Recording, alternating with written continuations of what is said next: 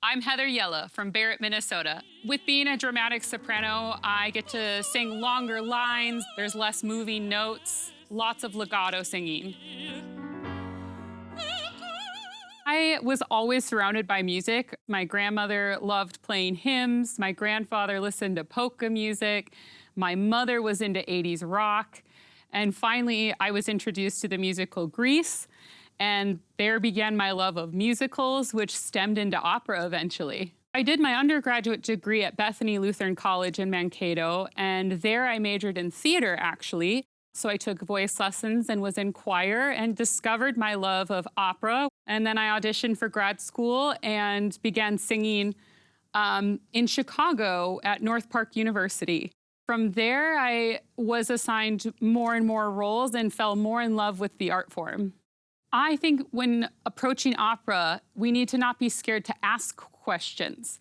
Oftentimes, artists are more than willing to talk to someone that has never experienced this art form before.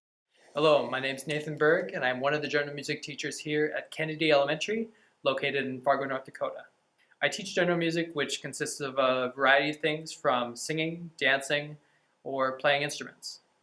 Hey Heather, some of my third graders haven't had much exposure to opera, so here's a couple questions from them. Hello, my name is Jamila, and I wanted to know, how did you learn how to sing in so many different languages? Thank you for your good question, Jamelia. It took a lot of practice. When I went to school, we had to learn something called the International Phonetic Alphabet. And for each letter in our alphabet, there's a symbol that makes a universal sound. And we learn how to put those symbols to words in other languages so that we know how to pronounce them correctly. So I know what I'm singing about in these songs, but I'm not very good at speaking the languages. A lot of operas are in other languages because that style of music originated in Italy. But now there are a lot of new operas and American composers writing a lot of operas in English. So that's very exciting that opera is still growing. Hello, my name is Griffin. I've been wondering, how many different places have you sang at? Well, I've sung in Italy, I've sung in France, I've sung in Canada, I've sung now in North Dakota, also Minnesota, Colorado, California, New York, Florida, across the United States. More fingers than I have to count it out for you.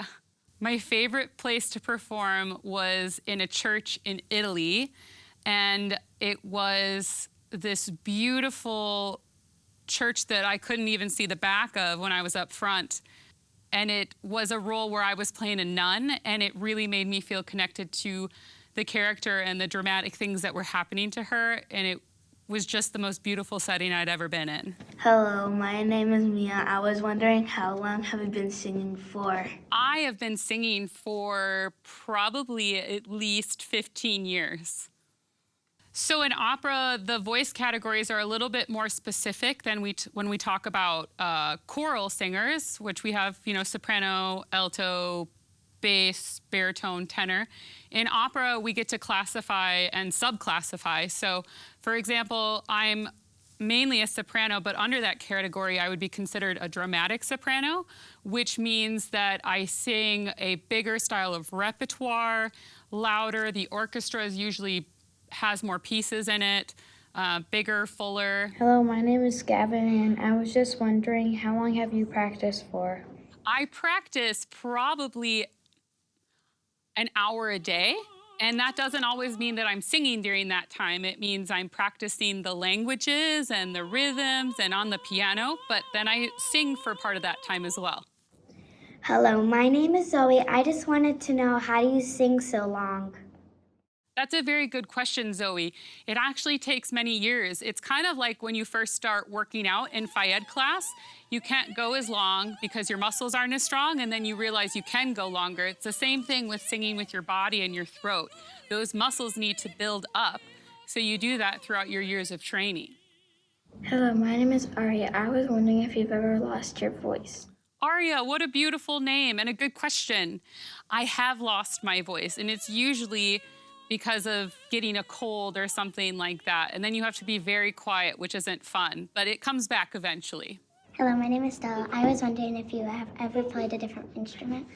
I used to play piano when I was very little and also clarinet, but I am not as good as the lady you've heard playing with me today. Now I'm just better at singing. I actually am a teacher right now. I'm a part-time professor down at Bethany Lutheran College, my alma mater, and I teach voice lessons there. And I also teach private voice lessons back in Barrett. I would love to help you find your next steps if you want to start to learn more about your interest in this art form. Your career is not going to look like everyone else's. You just got to stay on your own path.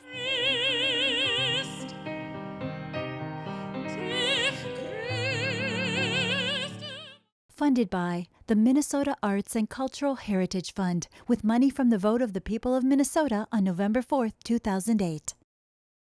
And by the members of Prairie Public.